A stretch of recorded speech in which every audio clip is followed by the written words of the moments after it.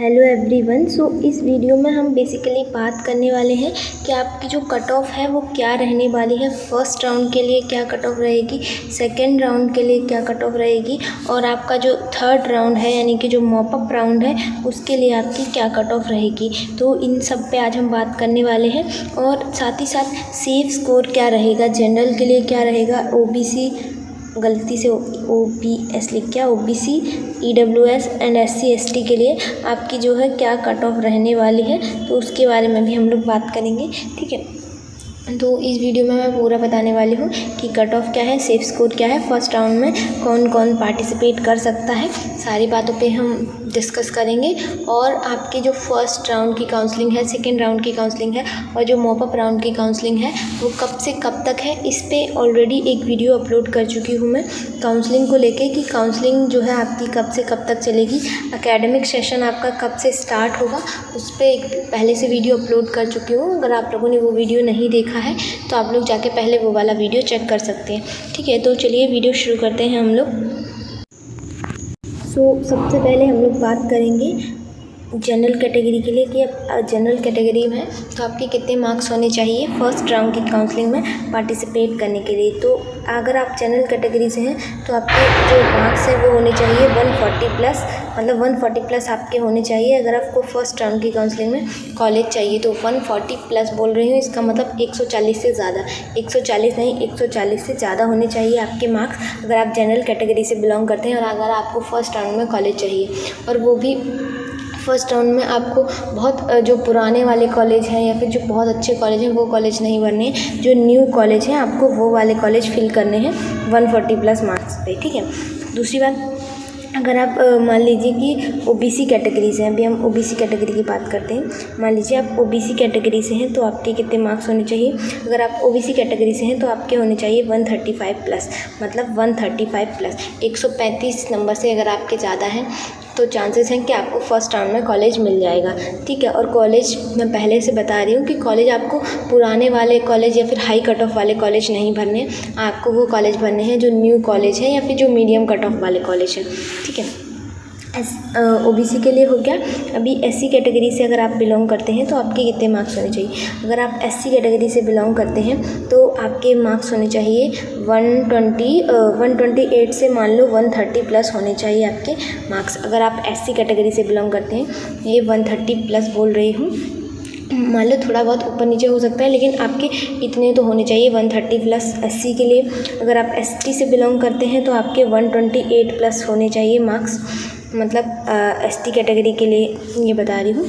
ठीक है, तो आपकी ये जो कट ऑफ है, नॉर्मल जो कट ऑफ है फर्स्ट राउंड के लिए, वो अगर आप जनरल से हैं तो आपके होने चाहिए 140 प्लस। ठीक है, अगर आप जनरल कैटेगरी से हैं तो आपके 140 प्लस होने चाहिए। देन अगर आप OBC से हैं तो आपके 135 प्लस होने चाहिए।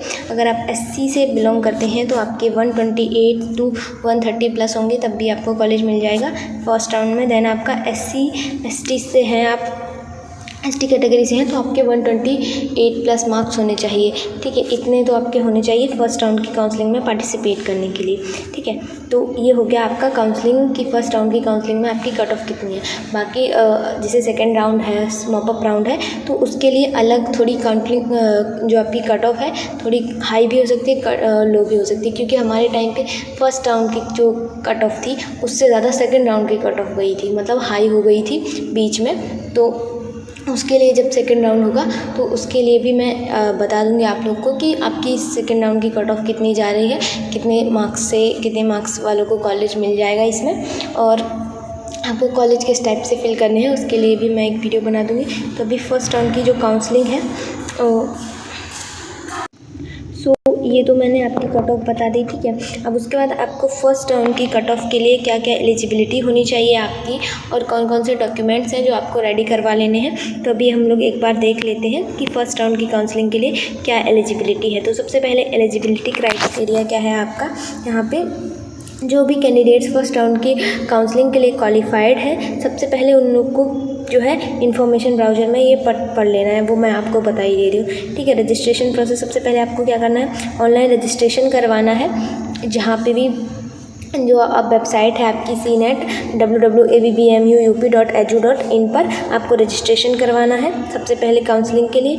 उसके बाद आपको क्या करना है, जैसे आपने एप्लीकेशन टाइम पे फॉर्म फिल किया था तो आपको एक रजिस्ट्रेशन आईडी और एक पासवर्ड मिला होगा, तो वो रजिस्ट्रेशन आईडी और पासवर्ड से आपको लॉगिन करना है। उसके बाद आपने जो भी आपका जो प्राइमरी इन्फॉर्मेशन है, जैसे कि आपका कैंडिडेट नेम हो गया, फादर्स नेम हो गया, मदर्स नेम हो गया, डेट ऑफ बर्थ, कैटेगरी, सब कैटेगरी एंड एड्रेस जो भी आपका है वो अपने आप फिल हो जाएगा, जो भी आपने फिल किया होगा रजिस्ट्रेशन के टाइम पे, ठीक है। उसके बाद जब कैंडिडेट्स मतलब आप लोगों ने, जैसे आप में से बहुत सारे लोग ऐसे होंगे जिन्होंने 12th जिनका रिजल्ट नहीं आया था लेकिन उन्होंने फॉर्म फिल कर दिया था 12th अपीयरिंग ऐसा करके, तो अभी उनका जो है स्कोर कार्ड आ गया होगा, मतलब आपका रिज़ल्ट आ गया होगा 12th का। तो अभी आपको जो 12th का रिज़ल्ट है, जो भी आपका मार्कशीट है वो आपको अपलोड करनी पड़ेगी। यहाँ पे आपको क्लास 10th की मार्कशीट अपलोड करनी पड़ेगी, क्लास 12th की मार्कशीट जो है आपको अपलोड करनी पड़ेगी। उसके बाद जो 5th नंबर है, कैंडिडेट हुए अपडेट देयर डोमिसिल, आपको domicile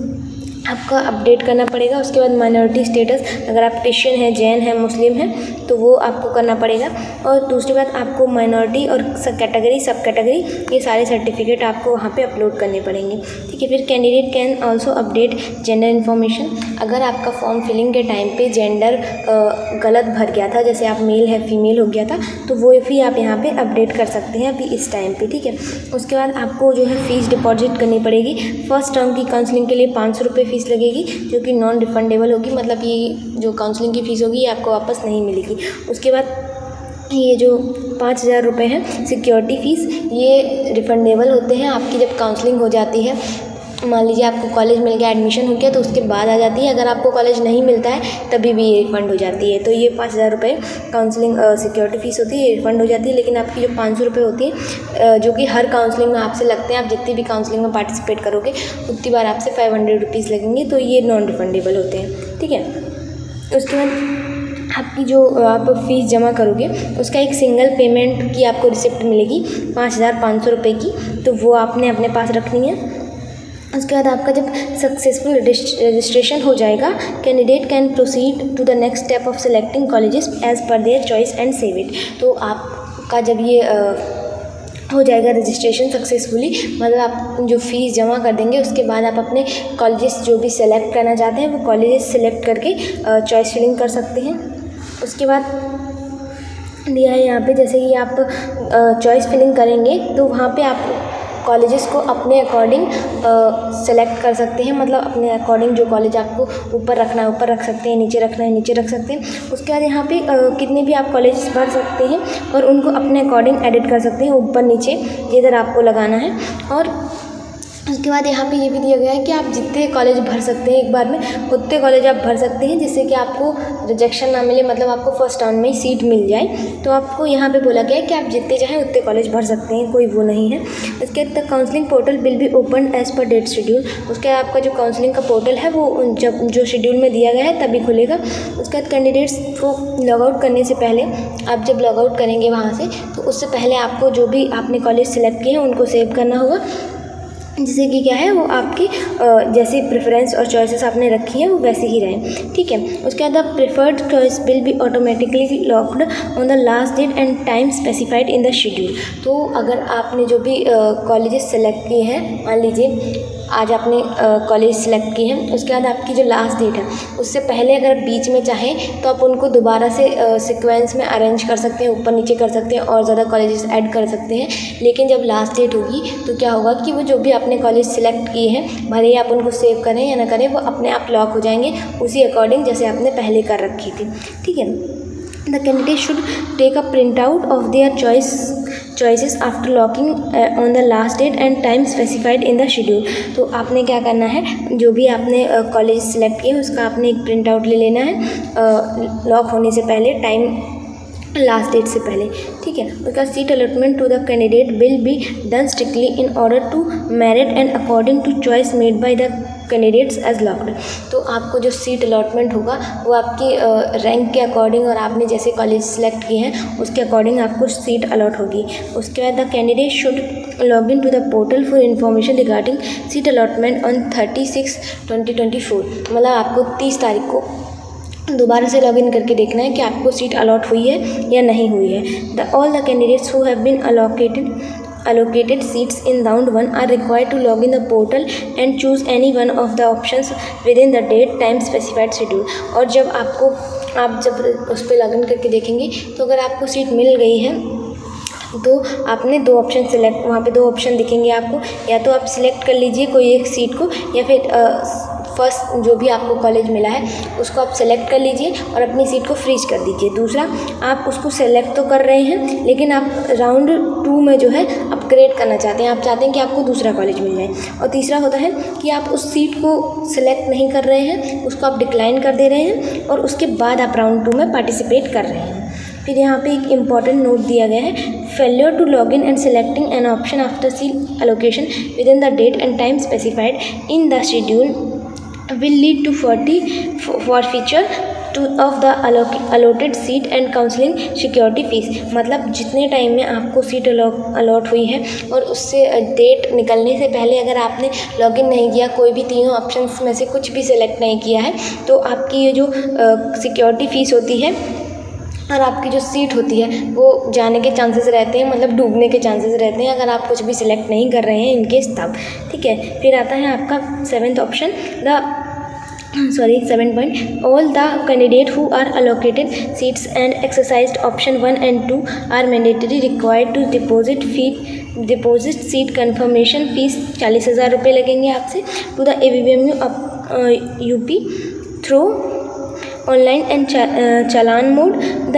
This amount will be transferred to the allotted college and adjusted against tuition fees after completion of all rounds of counseling process। तो जब आप ऑप्शन 1 या 2 सेलेक्ट करेंगे तो उसमें क्या होगा कि आपसे 40,000 रुपये आपको जमा करने होंगे ABVMU यूनिवर्सिटी को, जिससे कि क्या होगा, जो भी आप पैसे जमा करेंगे वो डायरेक्ट आपको जिस कॉलेज में सीट अलॉट हुई है वहाँ पे वो पहुँच जाते हैं पैसे, मतलब वो आपस में यूनिवर्सिटी का और कॉलेज का होता है, तो वो पैसे कॉलेज को पहुंच जाते हैं, जिससे कि आपकी वो जो सीट होती है वो एक प्रकार से आप मान सकते हैं कि आपके लिए हो जाती है रिजर्व।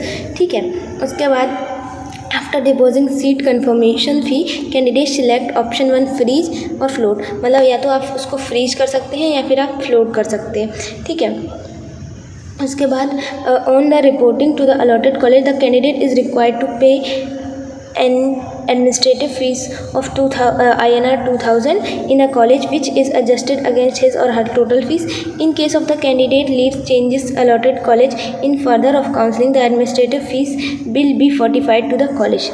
ठीक है, और अगर आप जैसे आपको सीट अलॉट हो गई उसके बाद अगर आप कॉलेज में जाएंगे एडमिशन करवाने के लिए तो वहाँ पे आपको 2,000 रुपये सबमिट करने पड़ेंगे, लेकिन इनकेस अगर आप वो कॉलेज एडमिशन करवाने के बाद छोड़ रहे हैं तो वो 2,000 रुपये आपको वापस नहीं मिलेंगे, वो कॉलेज ही रख लेगा। ठीक है, उसके बाद candidate are required to carry original certificate along with 1 set of self attested photocopy of document certificate at the time of reporting to the allotted college. मतलब जब आप कॉलेज में एडमिशन लेने जाएंगे तो आपको ओरिजिनल डॉक्यूमेंट का एक सेट बना के ले जाना है रिपोर्टिंग के टाइम पे कॉलेज में। The college will verify documents and update the same college portal, मतलब कॉलेज जो है आपका जो भी आपके डॉक्यूमेंट्स होंगे उनको पहले वेरीफाई करेगा कॉलेज के पोर्टल पे।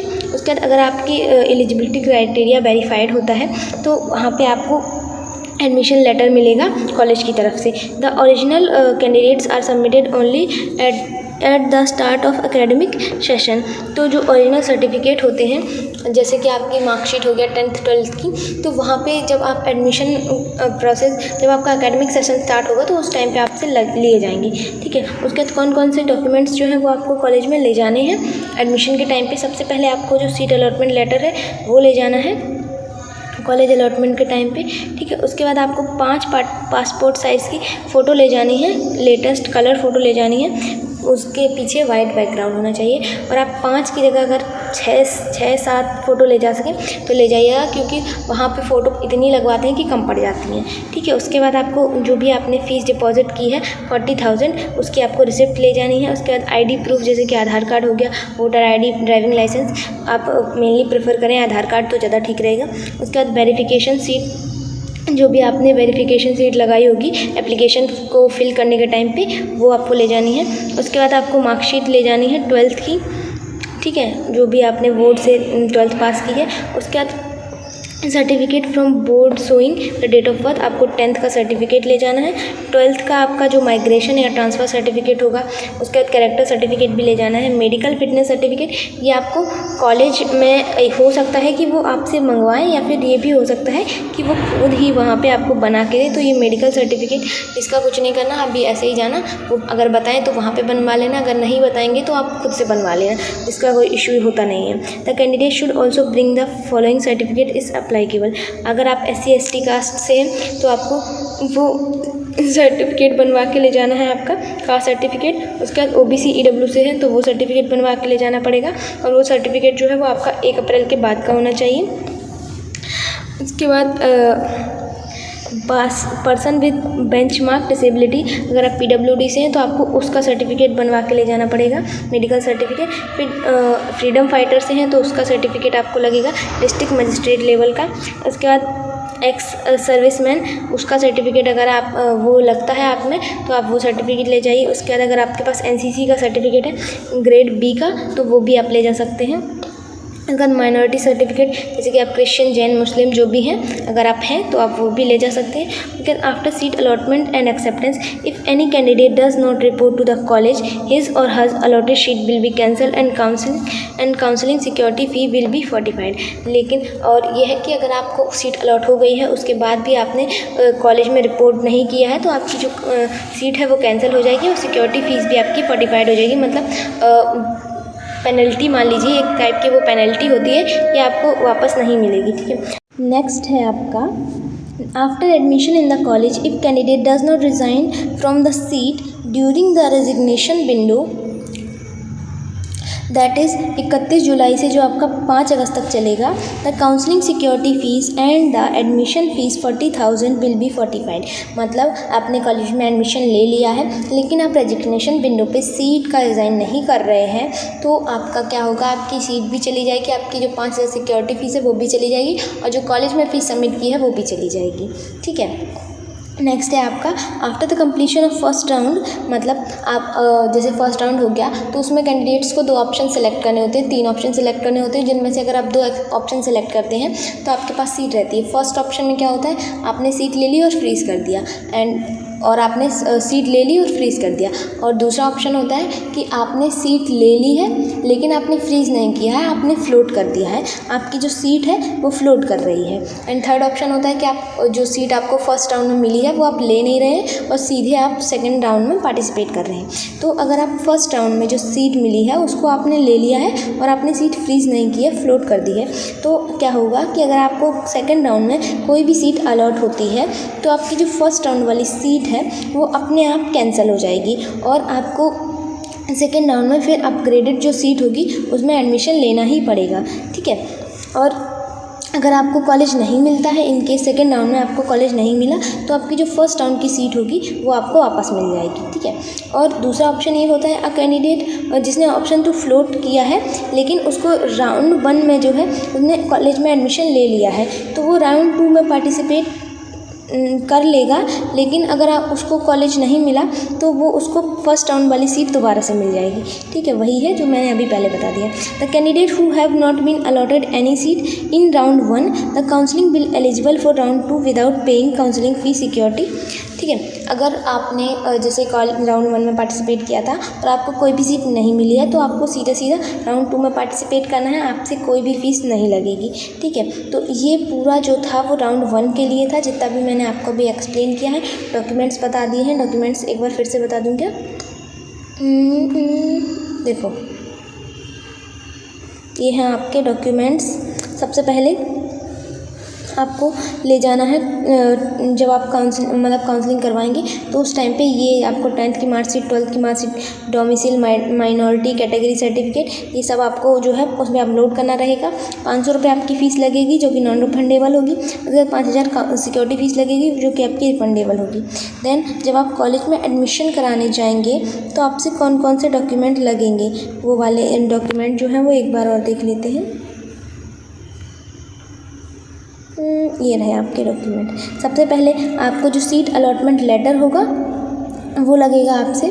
सीट अलॉटमेंट जो भी लेटर है वो लगेगा आपसे। उसके बाद पासपोर्ट साइज़ की 5 फ़ोटो, मेरे हिसाब से आप 6 से 7 रख लीजिएगा। उसके बाद जो भी आपने फ़ीस डिपॉजिट की है उसकी रिसिप्ट लगेगी, और आधार कार्ड जैसे आप ले जाइए। अगर आधार कार्ड नहीं मिल रहा उस टाइम पे वोटर आईडी या फिर ड्राइविंग लाइसेंस ले जा सकते हैं। वेरिफिकेशन सीट होनी चाहिए आपके पास, जो भी आपने उस टाइम पे फॉर्म फिलिंग के टाइम पे आपने वेरीफाई करने के लिए डाली होगी, वो मोस्टली 10th 12th की मार्कशीट ही लगती है, बट आपने जो भी किया हो वो आपको ले जाना है। उसके बाद पासिंग सर्टिफिकेट 10th 12th का ले जाना है आपको।